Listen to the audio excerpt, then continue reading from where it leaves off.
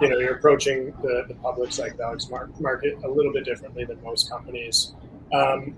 There's this big debate around, with psychedelics mainstreaming and becoming more commercialized. Is it a good thing? Is it a bad thing?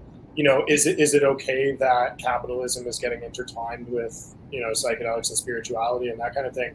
Can you maybe talk about the downstream effects, like as a company that you're trading publicly, you're a commercial entity, you're adopting a regulated framework.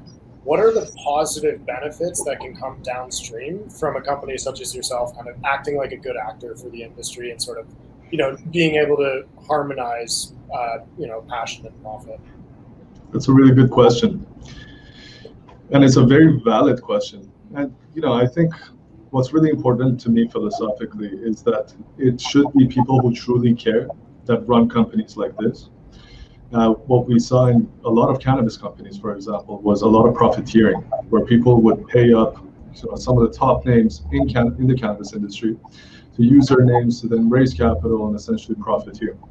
Well, and I failed to mention this with regards to a differentiation aspect of Levitee Labs, but myself, I'm a capital allocator. The reason Levitee has grown so quickly and so immensely in the past year has been because every single advisor, every single director that we have, these are top experts in herbal medicine, psychedelic medicine, in formulations. These are the people who we've allocated capital to manifest their minds.